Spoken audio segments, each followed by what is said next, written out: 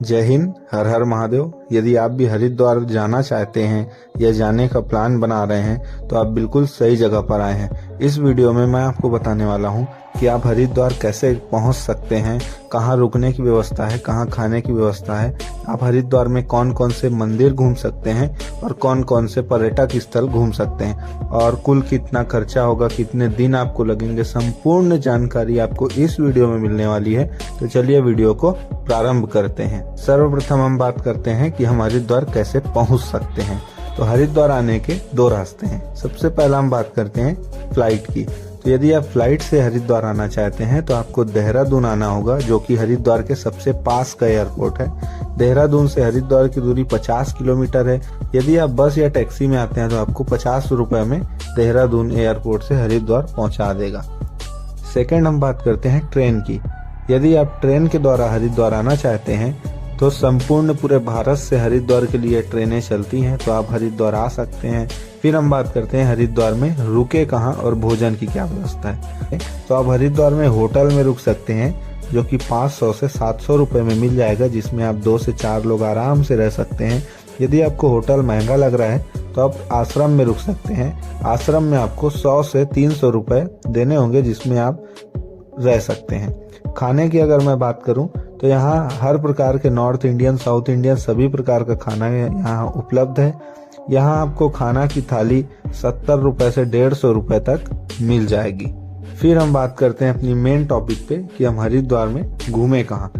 पहले मैं बता देता हूँ आपको कि हरिद्वार में आप कहाँ कहाँ घूम सकते हैं, फिर मैं आपको बताऊंगा कि कुल कितना खर्चा लगेगा और कितने दिन आपको पूरा हरिद्वार घूमने में लगेंगे। तो सर्वप्रथम हम बात करते हैं हर की पैड़ी। हरिद्वार के सबसे प्रसिद्ध और प्रमुख जगह है हर की पैड़ी। कहा जाता है कि यहाँ पर भगवान विष्णु और शिव प्रकट हुए थे। हर की पौड़ी को ब्रह्म कुंड के नाम से भी जाना जाता है। इसका निर्माण राजा विक्रमादित्य ने करवाया था। यहाँ प्रत्येक 12 वर्षों में एक बार कुंभ मेला का आयोजन होता है। हर की पौड़ी उसी स्थान पर है जहाँ दिव्य अमृत आकाशी कुंभ से गिरा था। इस घाट पर 2 प्रसिद्ध मंदिर भी हैं, जो गंगा मंदिर और हरिचरण मंदिर हैं। यहाँ भव्य गंगा आरती होती है और गंगा आरती का समय है सुबह 6 बजे और शाम को 6 बजे। फिर आता है चिल्ला वन्यजीव अभ्यारण्य। गंगा नदी के तट पर स्थित चिल्ला वन्यजीव अभ्यारण्य की स्थापना 1977 में की गई थी। यह हरिद्वार से 10 किलोमीटर की दूरी पर स्थित है। इस अभ्यारण्य में हाथी, बाघ, भालू आदि विभिन्न प्रकार के जीव आपको देखने मिलेंगे। यहाँ आपको हाथी की सवारी भी कराई जाएगी एवं वन्य जीव सफारी कराई जाती है, तो आप इसका आनंद उठा सकते हैं।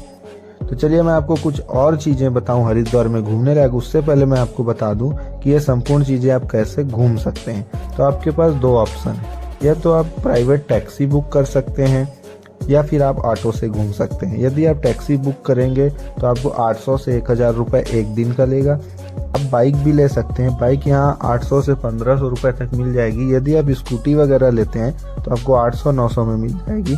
यदि आप स्पोर्ट बाइक, बुलेट, हिमालयन वगैरह लेना चाहते हैं तो आपको 1200 से 1500 रुपए तक में मिल जाएगी। चलिए हम नेक्स्ट अपना टॉपिक पे आते हैं कि और हम कहाँ कहाँ घूम सकते हैं। फिर आप मनसा देवी घूम सकते हैं। 51 शक्ति पीठों में से एक मनसा देवी मंदिर है। हर की पौड़ी से 1 किलोमीटर दूरी पहाड़ में स्थित है।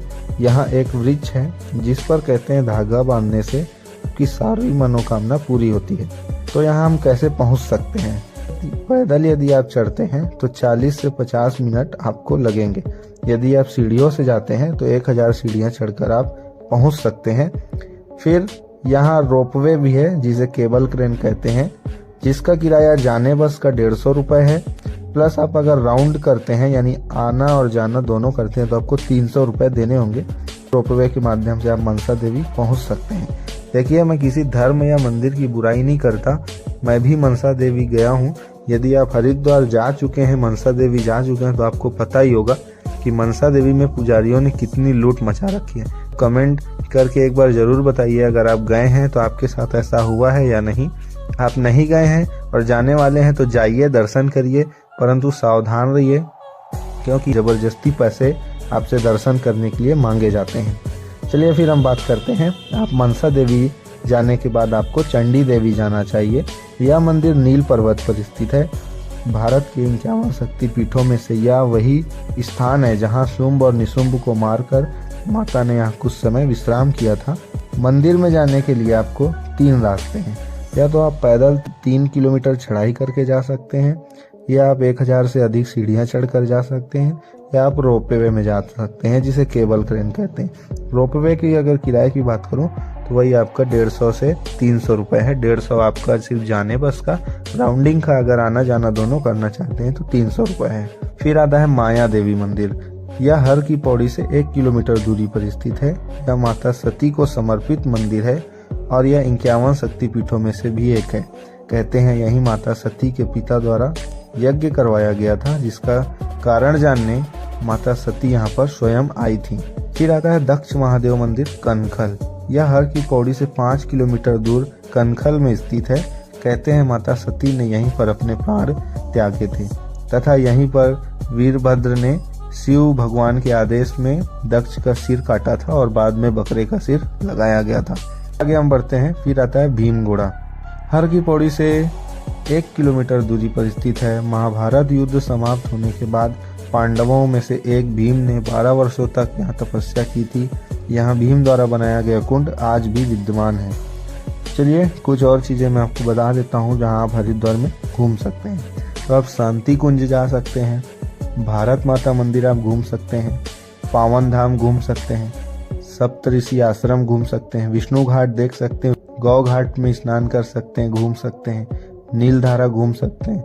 यहाँ क्रिस्टल वर्ल्ड पिकनिक स्पॉट है जो कि एक वाटर पार्क है, तो आप यहाँ एंजॉय कर सकते हैं, बर्थडे पार्टी मना सकते हैं, घूम सकते हैं।